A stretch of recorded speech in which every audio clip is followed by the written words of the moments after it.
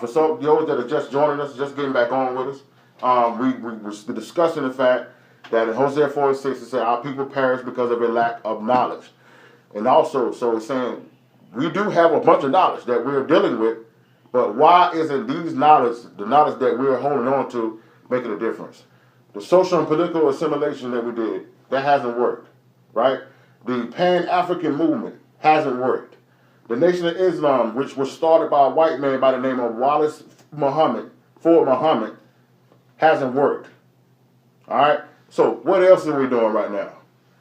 Now many of our brothers and sisters are on this, what they call Egyptologists. Egyptology. You wouldn't guess who is the founder of Egyptologists. Yes, you guessed it. A white man. His name, let me go back to it. Make sure you put that link in there for them, Jay, so they can see that. Where it says the founder of Egyptology. His name is John Francis Champion. That is the founder and the discoverer of what we call Egyptology to today.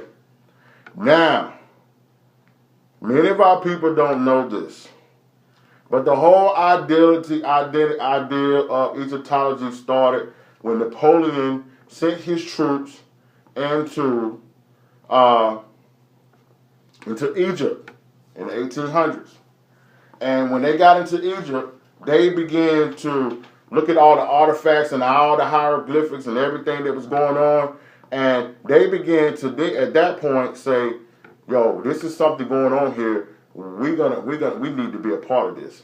So the whole study of Egyptology was started by the French that went into the country. Okay?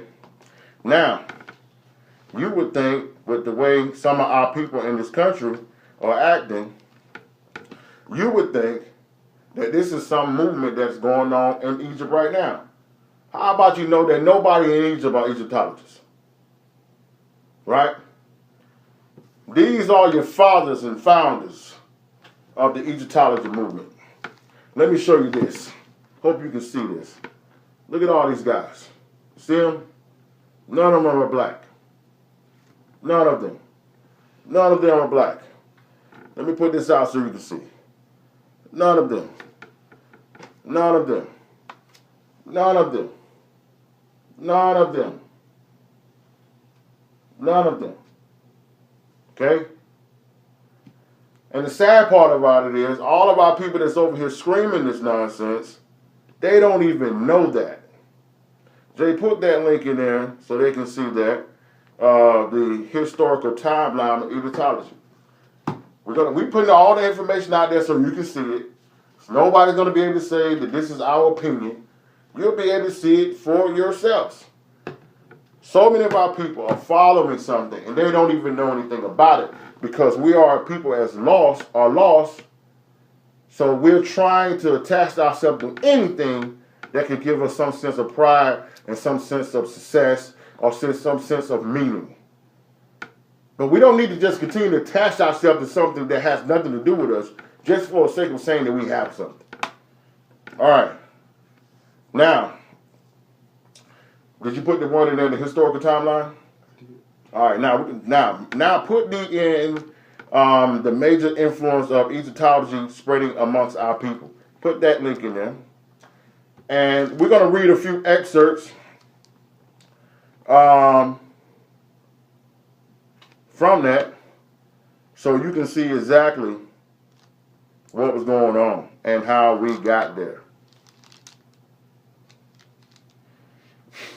Just bear with us 1 second as we get this information there because we want to make sure that everything we say that you can go see it and find it for yourself. Yeah, Nubian. Yeah, Nubian. Yeah, Nubian. All right. So start right there in there with the major influence of Egyptology spreading to our people. Major influence of Egyptology spreading among black people. The Nation of Nubian Nation or Nubian Movement was a religious organization founded and led by Dwight York. Dwight York. Dwight York. So in your own time, go research him. Dwight York. This is the reason that many of our people in this country are following Egyptology because of his influence. Keep going. York began founding black Muslim groups in New York in 1967. He changed his teachings and the names of his groups many times, incorporating concepts of Judaism, Christianity, and many esoteric beliefs. Okay, so he started out with the Muslim thing because, you know, the Nation of Islam was popping around the 60s in the major cities. And so you had Malcolm X and you had all those guys, you know, doing this work. So many of the people, initially, when he started talking about black Muslims and black nationalist movement, they were with that. But he began to switch it up and add Judaism and Christianity and other historic beliefs into it. Now, go start telling right there what in the 1980s. In the late 1980s, he abandoned the Muslim theology of his movement in favor of Kemetism and UFO religion.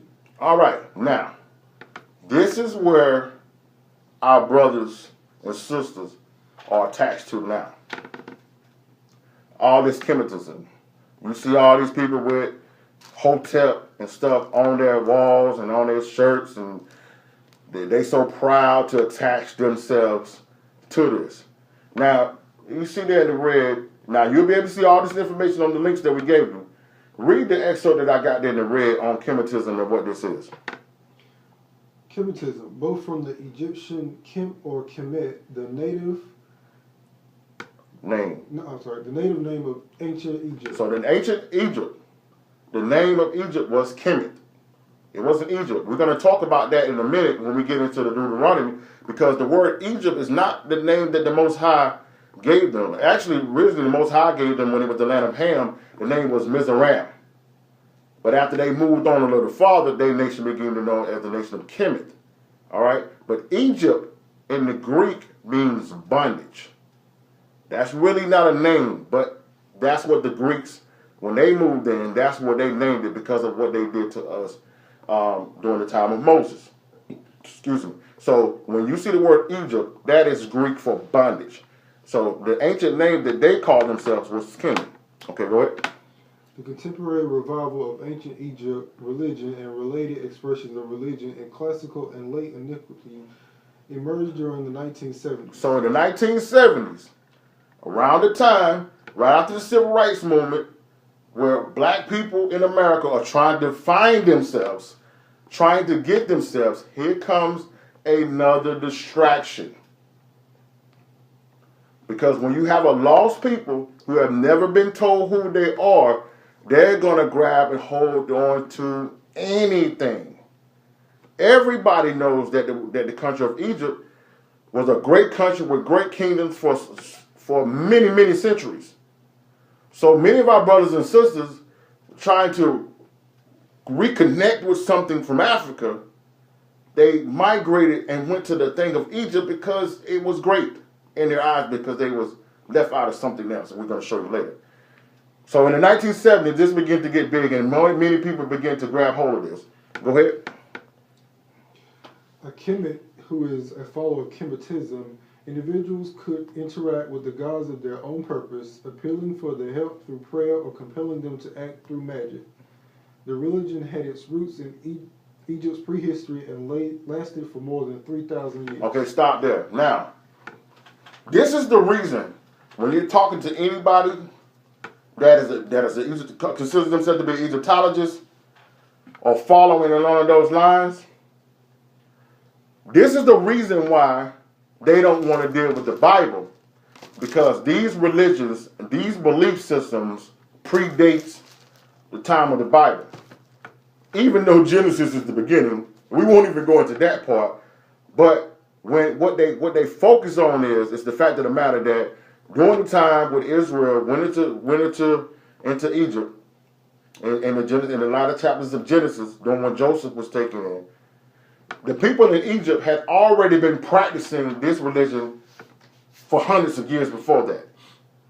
And so because of that, and because they want to connect with Egypt, they want to say, yo, we got gods and we got stuff that go back way before the things of the Bible. That is true. But what you need to ask yourself is, how many prayers have you prayed to them? How many times have you heard from them? We're not even doing that. Then they want to come in and want to say, well, the Bible, it plagiarized certain writings of the Kemetes. Why ain't nobody never produced these books? Give me the author. Give me the book of anybody that has anything that's in this Bible that was in another book prior. If you go in Genesis, the 4th chapter, and I'm not going to stay here long. If you go into Genesis, the 4th chapter, you will see that the Most High already prophesied to Satan in Genesis 4 that the woman's seed would crush his seed. Satan already knew what was going to happen. So he started telling the other nations and giving them stories to match what was really going to happen when Christ was born. So just because something predated, that doesn't make it right. Okay? Keep going. The details of the religious belief change over time as the importance of particular gods rose and declined. Okay, so the religion, it declined. One day you got this guy that's popping, everybody rocking with him, and then maybe 50 years later, nobody rocks with him no more because he's the god of water, and we got plenty of water, so now we need the god of wood. What kind of nonsense is that? Keep going.